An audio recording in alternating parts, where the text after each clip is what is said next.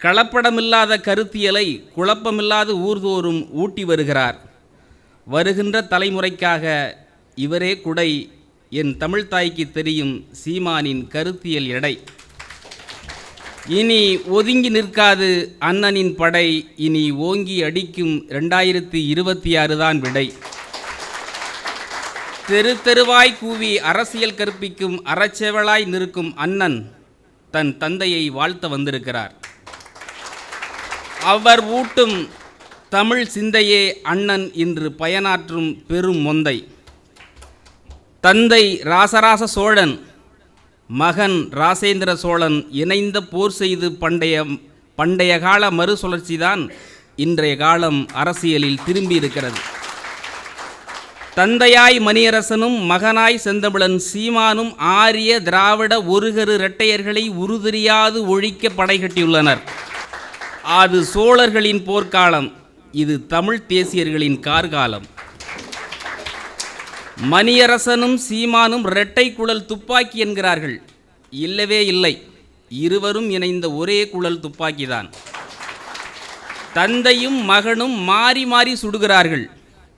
சூடுபட்டவர்கள் கண்ணுக்கு எல்லாமே ரெண்டாகத்தான் தெரியும். எங்கள் ஐயா பே மணியரசன் இதுதான் இலக்கென்று எங்களுக்கு காட்டினார். நாங்கள் அவர் இலக்கை நோக்கி பயணிக்கிறோம்.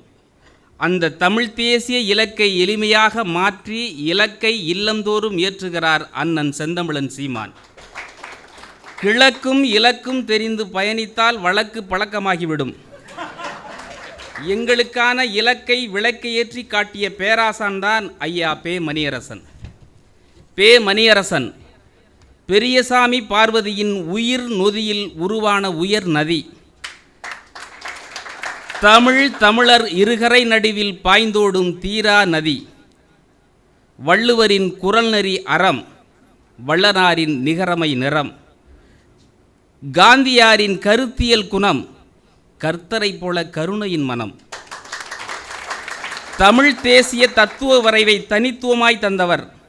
தமிழர் தலையாய வரலாற்றை பிழை நீக்கி உரைப்பவர். தமிழர் இனப்பகை அரசியலை அறமங்காது எதிர்ப்பவர். எதிர்கருத்து கசப்பிலும் எதிரிக்கு இனிப்பை ஊட்டி கசப்பின் தன்மை உணர வைப்பவர். கருத்தில் நஞ்சை கக்கும் நாவிற்கு அறத்தின் உண்மை உரைத்து நஞ்சை முறிப்பார். கருத்தில் நஞ்சை கக்கும் நாவிற்கு அறத்தின் உண்மை உரைத்து நஞ்சை முறிப்பார். ஆரிய திராவிட அட்டை கத்தியை தன் கூரிய அறிவால் குத்தி கிழிப்பார்.